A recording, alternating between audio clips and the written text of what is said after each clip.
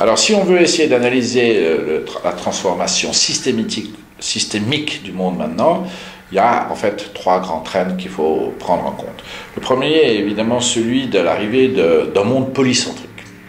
Alors bien sûr l'Asie, mais à l'intérieur de l'Asie, la Chine et l'Inde, c'est encore distinct, la montée de l'Afrique et de l'Amérique latine, et les problèmes de l'Europe et de l'Amérique du Nord.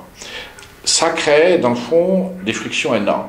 Évidemment, quand un pays comme la Chine, qui a une balance commerciale tellement favorable, elle commence à détenir en fait des actifs dans les pays débiteurs, comme les États-Unis ou l'Europe, et donc vous avez des frictions qui sont difficiles à ajuster, et donc le polycentrisme qui remplace un système qui était quand même centré sur l'Europe et l'Amérique, va créer énormément de frictions économiques, parce que les ajustements ne peuvent pas être aisés. D'autant plus, si vous voulez, la Chine, contrôlant le taux de change de sa monnaie, accentue en plus la problématique. Mais ça, c'est un grand trend. On va vers un monde polycentrique, économiquement parlant, politiquement parlant, mais culturellement aussi. Le deuxième trend concerne, si vous voulez, la montée, l'empowerment, comme diraient les Américains, ou la montée en puissance du consommateur, qu'on appelle dorénavant le consomme-acteur.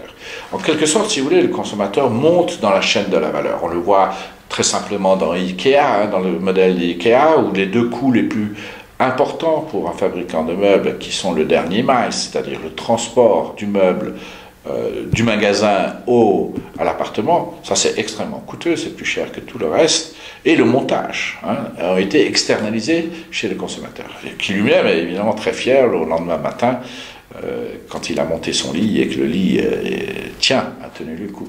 Donc cet empowerment, on le voit là, on le voit dans le modèle EasyJet, on le voit aussi dans les modèles des médias, avec les blogs et tout ça.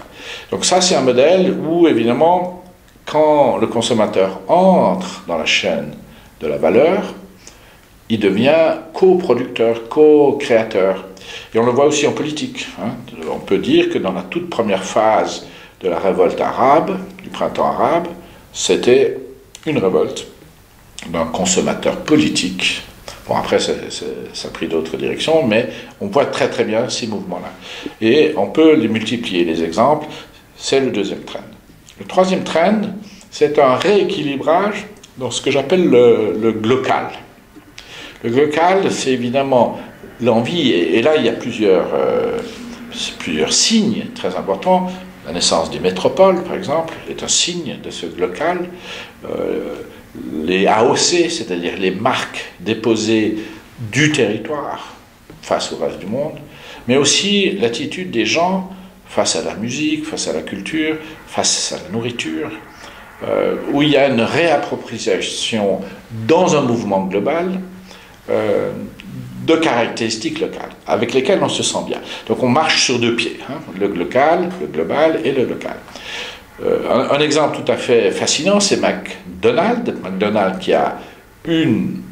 est une entreprise globale avec un branding global, se met à faire de la nourriture locale. Vous avez des rösti dans votre McDonald's aujourd'hui. Et donc ça, c'est une marque extrêmement importante. Nestlé aussi a par exemple un arôme pour son café par pays, ou même par région dans un pays. Donc on voit très bien que le local est le troisième trend. Ce qui est peut-être le plus marquant à mes yeux, c'est la naissance des métropoles comme nouvelle entité du pouvoir politique de demain. Et ça va créer des frictions entre les métropoles et les États, la régionalisation, tous ces grands thèmes pour lesquels les habitants sont partie prenante. Et donc on a des changements comme ça dans la gouvernance qui vont poser des problèmes, donc créer des frictions, mais aussi des espoirs.